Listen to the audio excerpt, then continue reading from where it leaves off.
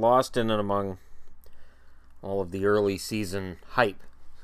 Hype around Austin Matthews, hype around Connor McDavid, the Pittsburgh Penguins, Chicago Blackhawks, Tampa Bay Lightning, Steven Stamkos, Nikita Kucherov. You know, hype. Johnny Gaudreau. So tonight was a good night for Gaudreau. And yet, one of the headlines from that game is Jankowski gets 2 goals, almost has himself a hat trick. Bennett gets a goal. Yager gets on the score sheet with an assist. The third and fourth line are doing very well. And Michael Furland, hey, he saw Derek Dorsett doing it in Vancouver and he went, I could do that too. So, with Furland finally realizing his offensive potential, and it's always been there, the Flames now have that depth of scoring. They beat St. Louis 7-4. This was a fun game. Now, I watched parts of the first. I missed the second, which turned out that was okay. In the third, what I liked was when the game was 4-4, there was an Eddie chant that started. Eddie Lack, no matter where he goes, is a very popular figure. And even if he's not the best goalie in the league, he's a very popular goalie. He's a great guy. And it looks like that's something that Flames fans have picked up on as quickly as Canucks fans and Canes fans as well. So, in the midst of this back and forth, suddenly Calgary pulled away. And there was some nice goals scored here. This wasn't a game where I felt like the goaltenders necessarily played bad. I just think that there is some deadly offense being played. And Johnny Gaudreau looks really good. He's number 3 in the league in scoring.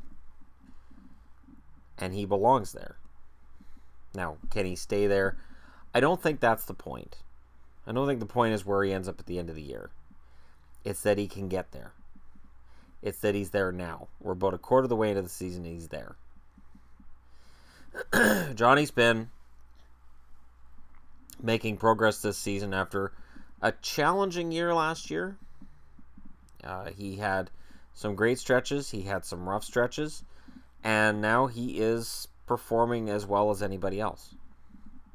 And it kind of gets hidden, as I said, because the hype machine is all Tampa, the Matt Duchene trade, Kings, the Blues, and now the Flames have inserted themselves into that conversation tonight.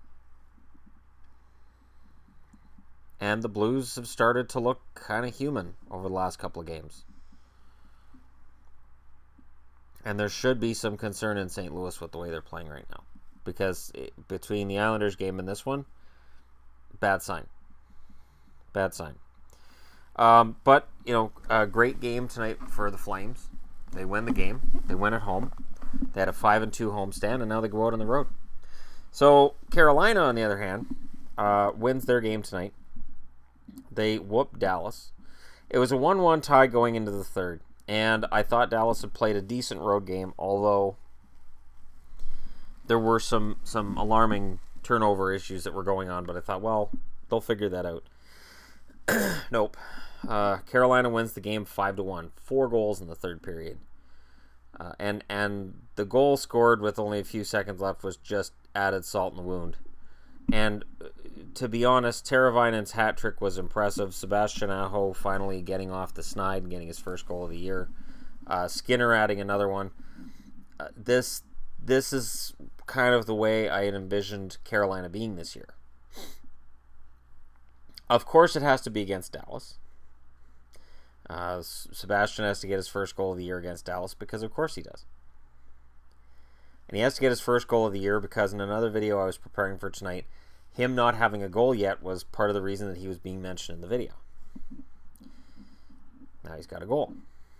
But it was a good game for Carolina. This is the kind of game they needed. They didn't really control the game as much as this score is going to show. This score flatters Carolina, but Dallas was flat after that second goal. After it was 2-1, Dallas flattened out. And there needs to be more urgency in their play more often.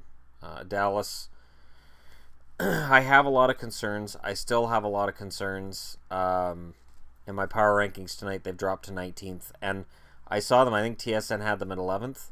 People are really overrating this team. They're really overrating this team.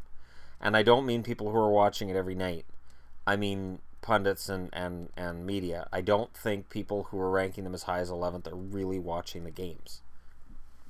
They're looking at the final score, and they're going, all right, they're this good. Oh, they have this many wins, they're this good. I have concerns, and tonight's games, well, they will make Calgary fans feel better, but they don't make me feel better about the Stars, and they do make me feel better about Carolina. The Carolina Hurricanes are right there. They now sit with 18 points in 16 games. They're right there. They're in that conversation. They absolutely are still in the playoff conversation. All I had to do was talk about Ron Francis and how the team wasn't playing very well. And you're welcome. They got better. So, maybe Carolina's something. No, they didn't see my video. But the point stands. Carolina looks good right now. Scott Darling played very well tonight. And both Darling and Ward putting in good games back-to-back. If their goaltending gets to where it can get, and I like Scott Darling, I always have, Carolina can make some hay. Columbus looks weak. Pittsburgh's looked weak. Jersey's been faltering, and there are numerous reasons for that. But the fact is, it's a division that's really more up for grabs than I think any of us would have expected at the start of the year. So there you go. Carolina and Calgary get the wins. If your team wore red jerseys tonight, they won. That's the rule. Red wins tonight. So in favor of red, sure. Fantastic. Great.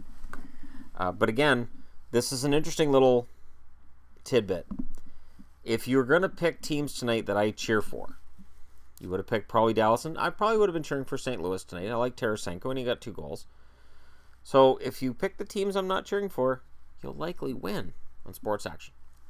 So there you go, a little tidbit, little nugget of truth that I've noticed over the years. If I'm cheering for a team, odds are they're going to lose. On that note, I thank you for watching.